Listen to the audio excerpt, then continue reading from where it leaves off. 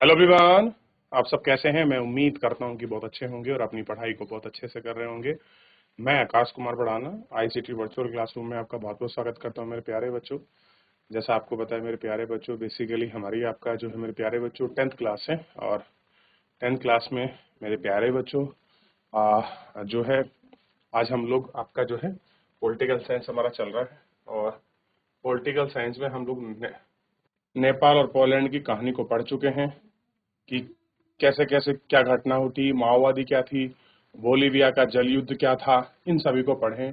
लोकतांत्रिक प्रक्रियाओं को हम लोग देख चुके हैं। आज हम लामवादी और संगठन को पढ़ेंगे। लेकिन लामवादी और संगठन को आगे पढ़ने से पहले सबसे पहले हम ये देखेंगे, ठीक है, कि आखिर में माओवादी संगठन क्या है, क्या कुछ। आगे बढ़े, चलिए। बोलीविया का जल युद्ध देख लिया, थोड़ा सा आगे बढ़ रहे हैं, लामबंद को हम लोग पढ़।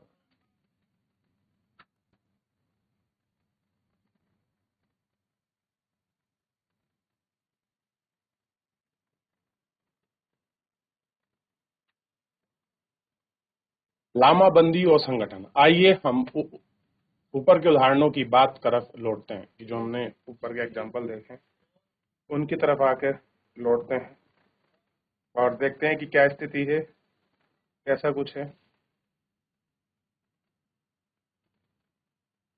ऊपर के दोनों की तरफ लौटते संगठन की बात करते हैं। सूबे और संघर्ष में सफल हुए हमने हमने देखा है कि नेपाल में अनियमित हड़ताल का आह्वान 7 साल के संगठन यानी के एसपीए ने किया। इस संगठन ने ऐसी बड़े दल शामिल हैं जिनके कुछ ना कुछ सदस्य सांसद थे, लेकिन जन समर्थन के संघर्ष के पीछे सिर्फ एसपीए नहीं था। इस संघर्ष में नेपाली कम्युनिस्ट पार्टी माओवादी ने भाग लिया, जिससे संसदीय लोकतंत्र पर विश्वास नहीं है। यह पार्टी नेपाल की सरकार के विरुद्ध सशस्त्र संघर्ष चल रहा है और इसने नेपाल के एक बड़े हिस्से पर अपना नियंत्रण किया है। नेपाल के जन संघर्ष में लोकतांत्रिक के अलावा संगठन शामिल थे। सभी ने मजबूत संगठन परिसंघ के बदले में भाग लिया। अनेक संगठनों ने मसलन मामूली लोगों के लिए संगठन यानी कि शिक्षा, वकील, मानवाधिकार कार्यकर्ता और समूह ने इस आंदोलन का समर्थन किया। पानी के निजीकरण के खिलाफ बोलीविया में जो आंदोलन चला, उसकी अगुवाई में किसी राजनीतिक दल ने नहीं किया। इसे आंदोलन का नेतृत्व फेडरिक कोर कर रहे थे। क्या कर रहे थे? फेडरिक कोर कर रहे थे। तो और कौन से दल थे जो आंदोलन कर रहे थे? यहाँ पर आपको स्पष्ट दिखाई देगा। क्लियर है? कैसा है? स्पष्ट दिखाई देगा। चलिए,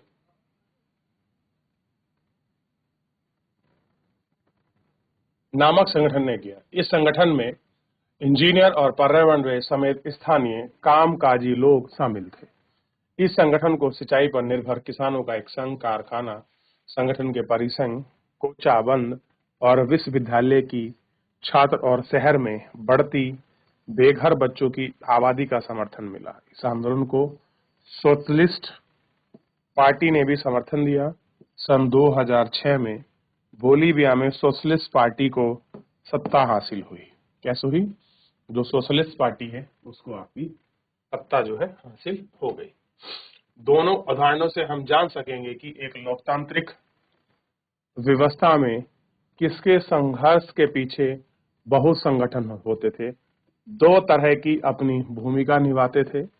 लोकतंत्र में किसी फैसले पर असर डालते थे और एक जाना पहचाना तरीका राजनीति में प्रत्यक्ष भागीदारी का होता था। इसके अलावा एक ऐसी पार्टी बनाई गई जिसमें चुनाव लड़ा जा सका और सरकार द्वारा बनाई गई हर नागरिक को इतने प्रत्यक्ष ढंग से प्रभावी नहीं था। कह रहे जो भी चीजें बनी वो शायद नागरिक को इतने प्रत्यक्ष ढंग से क्या थी, पार्टिसिपेट नहीं कर रही थी, वो उतनी भागीदारी जो है सुनिश्चित आपकी नहीं कर रही थी। ठीक, संभवतः नागरिकों की इच्छा ना हो या प्रत्यक्ष राजनीतिक गतिविधि हिस्सेदारी की जरूरत महसूस नहीं होती थी। इसके लिए जरूर था कि कौशल का अभाव। वे ऐसे मतदान करके प्रत्यक्ष राजनीति में हिस्सेदारी करता। बहरहाल ऐसे अनेक पृथक तरीके जिनके सहारे लोग सरकार की अपनी अथवा नजरिया का इंतजार कर रहे थे। लोगों ने संगठन बनाकर अपने हितों के अलावा नजरियों को बढ़ाने देने के लिए, गतिविधि कर रखने के लिए इनमें निहित समूह अथवा दबाव समूह कहते थे। अब एक है आपका प्रेशर ग्रुप, बड़ा काम करता है। किसी मजदूर का संगठन ग्रुप को हम प्रेशर ग्रुप कह सकते हैं। ऐसा प्रेशर ग्रुप जो अपने हित यानी कि अपने दबाव और अपने प्रेशर से नीति और कानून को अपने फेवर में या उसको अदल बदल सकता है, ठीक। और कभी कभी लोग बगैर संगठन बनाए भी अपनी मांगों को एकजुट होकर फैसला करते हैं। इन समूह को आंदोलन कहा जाता है। जैसे आप देखिए, अभी आंदोलन हुआ था हमारा पानी को लेकर बोलीविया में, आम लोग थे। अगर वही संगठन में किसी महिला ग्रुप में है तो हम कहते हैं महिला दबाव समूह है। शायद उसमें जो आपके डिप्रेस क्लास वाले होते हैं हम बोलते हैं आपके डिप्रेस क्लास के हैं। क्लियर है? अब हम बात करेंगे दबाव समूह और आंदोलन कि हम किसको कहते हैं, प्रेशर ग्रुप, और आपके मूवमेंट क्या है। बतौर संगठन दबाव समूह सरकार की नीतियों को प्रभावित करते हैं। ध्यान दीजिए, क्या करते हैं, जो सरकार की नीति है या पॉलिसी उनको क्या करते हैं, इफेक्ट करते हैं, उनको प्रभावित करते हैं। लेकिन राजनीतिक पार्टी के सामने दबाव समूह का लक्ष्य सत्ता पर प्रत्यक्ष नियंत्रण अथवा हिस्सेदारी करने का नहीं होता। मेन काम क्या है, दबाव समूह क्या है, ये सरकार की नीति और निर्णय पर खूब आपको प्रभावित करते हैं। पार्टी के समान इनका दबाव लक्ष्य है, लेकिन इनका जो मेन लक्ष्य है वो सत्ता हासिल करना नहीं है। उनका हिस्सेदारी कोई मतलब नहीं। दबाव समूह का निर्णय तब होता है जब वो सामने पैसे, हित या आकांक्षा अथवा मत के लिए लोगों का समान उद्देश्य के लिए जुटते हैं। कैसे हैं, समान पेशकश हो, लोगों के हित हो, कोई ऐसी महत्वाकांक्षी मुद्दे हो, तब वो एक साथ इकट्ठा होकर उस बात को, उस लक्ष्य को रखते हैं। यानी कि वो अपने व्यक्तिगत के लिए नहीं आते। पहली बात, उन्हें कोई राजनीतिक समूह नहीं चाहिए, किसी पार्टी सत्ता में साझेदारी नहीं चाहिए, इसलिए वो आते हैं। ऊपर की चर्चा हमारा सामना कुछ ऐसी बातें से हुआ जिसे हम संगठन में नहीं कह सकते। नेपाल में जनसंघर्ष को लोकतंत्र के लिए दूसरा आंदोलन कहा गया है। हम अक्सर कई तरह के समूह और कार्रवाई, जन आंदोलन जैसे आप व्यवहार होते होंगे, सुना होगा, जैसे नर्मदा बचाओ आंदोलन, सूचना के अधिकार के लिए आंदोलन, शराब विरोधी आंदोलन, महिला आंदोलन, ठीक। ये सारे आंदोलन ऐसे जो हुए, जो पर्यावरण आंदोलन, ये दबाव समूह के समान आंदोलन भी चुनावी मुकाबले में सीधी भागीदारी के बजाय, देखिए क्या है, सीधी भागीदारी की बजाय क्या करते हैं, राजनीति को आपका प्रभावित करने की कोशिश करते हैं। लेकिन दबाव समूह के विपरीत आंदोलन के संगठन में ढीला डाला होता है। यानी कि प्रेशर ग्रुप की तुलना में इनकी पावर या थोड़ा ही हल्की होते हैं। क्लियर है? और औपचारिक ढंग से लिए जाते हैं, ये फैसले लचीले होते हैं और आंदोलन जनता की स्वतः भागीदारी पर ही आपका निर्भर होते हैं। कैसे उन पर निर्भर करते हैं। ये है प्रेशर ग्रुप। क्या है? Pressure group. क्लियर है? आप इनको देखिए। तो मुझे अंतर बताइए कि जो आपका प्रेशर ग्रुप है और आपका जो है आंदोलन, उनके बीच क्या अंतर है। ठीक है, थोड़ा आप इसमें अंतर कर पाए तो मुझे समझ आए कुछ, क्या आप कुछ देख पा रहे हैं, कुछ समझ पा रहे हैं कि प्रेशर ग्रुप्स क्या है। तो आपको समझ आया प्रेशर ग्रुप वगैरह क्या होते हैं।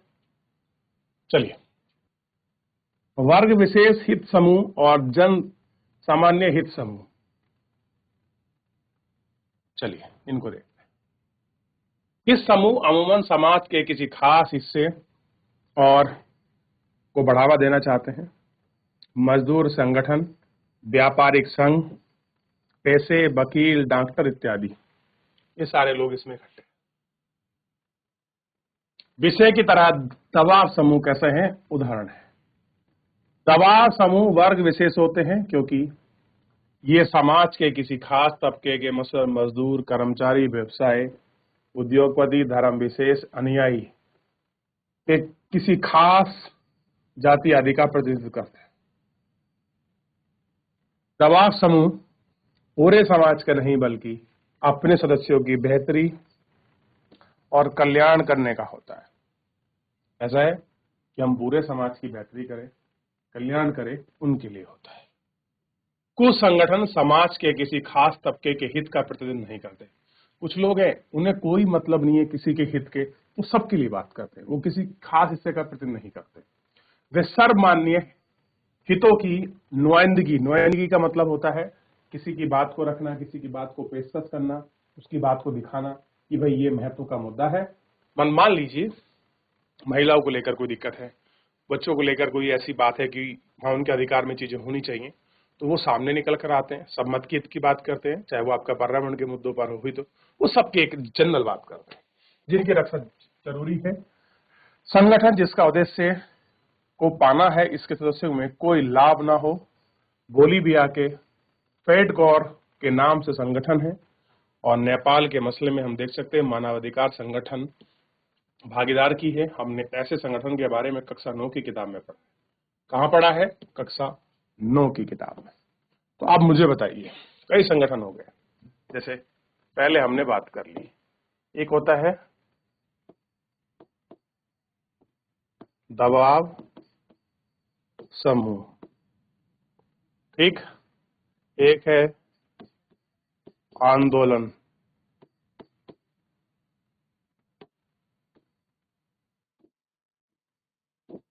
क्या है? आंदोलन। उसके बाद क्या है आपका? अभी हम एक और प्रेशर ग्रुप पढ़ रहे थे, देखिए,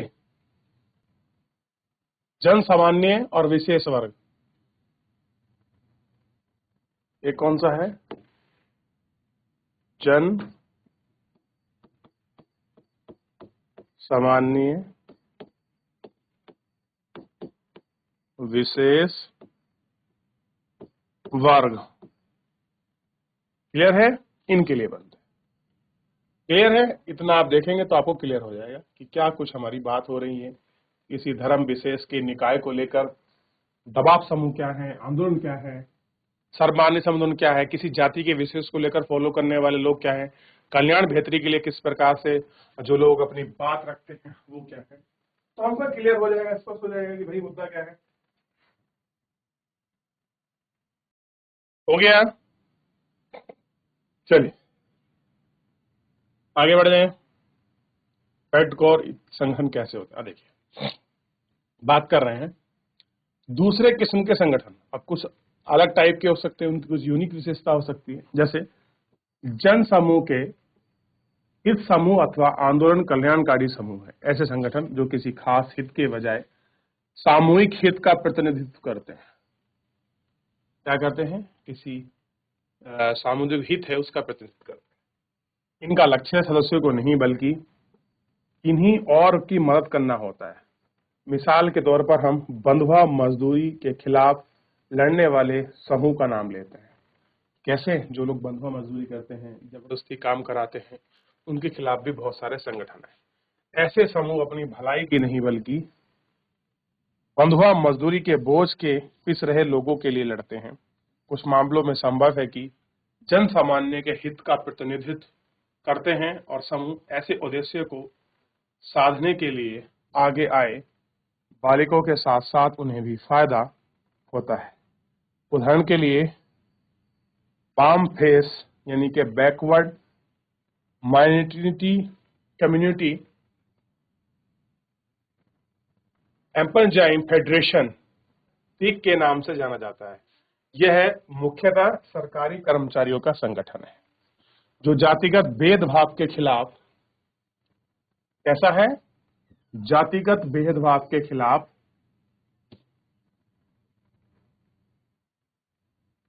अभियान चलाते हैं। यह संगठन जातिगत भेदभाव के शिकार अपने सदस्यों को देखता है कि भाई हम जहां जॉब कर रहे हैं वहां कोई जाति आधार पर, किसी के आधार पर किसी के साथ कोई शोषण तो नहीं हो रहा, या उसको वंचित रख दिया गया हो केवल जाति का फैक्टर लगा के, कोई ऐसा और धर्म का फैक्टर लगा के। तो ये सारी चीजों को हम देखते हैं, ठीक। और अब बात करेंगे आंदोलनकारी समूह। क्या देखते हैं? आंदोलनकारी समूह।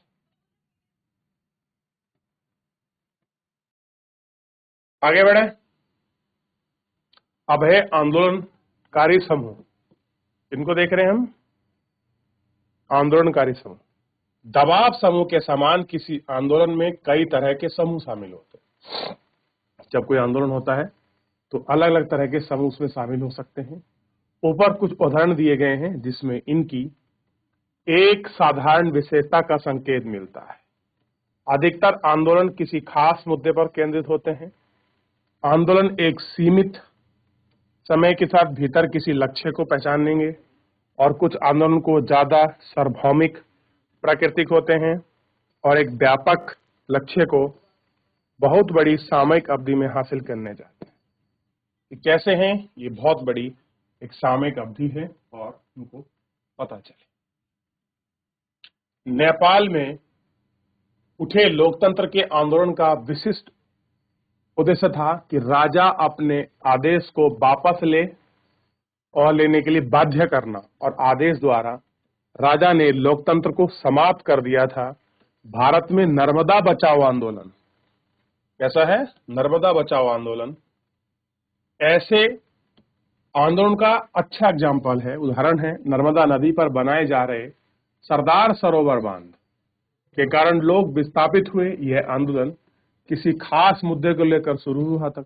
इसका उद्देश्य बांध बनने से रोकना और धीरे धीरे आंदोलन व्यापक मतलब होता है बहुत बड़ा रूप धारण कर लिया। इनसे सभी बड़े बांधों और विकास का मॉडल पर सवाल उठा। बड़े बांध अनिवार्य साबित कर दी जाते हैं। ऐसे आंदोलन का नेतृत्व बड़ा स्पष्ट होता है, उनका संगठन भी होता है, लेकिन आंदोलन बहुत समय तक सक्रिय रह पाते हैं। कह रही बड़ी बात है, जो आंदोलन है वो आपके सक्रिय रह पाते हैं। ऐसे बहुत सारे मुद्दे मिलते हैं जहां पर आंदोलन क्या है, एक अलग स्वेच्छा के रूप में उठे हैं, स्वेच्छा के रूप में जागृत हुए हैं और स्वेच्छा के रूप में बढ़े। कारण क्या था? सामाजिक हित, सामाजिक मुद्दे और समाज के को लाभान्वित करने।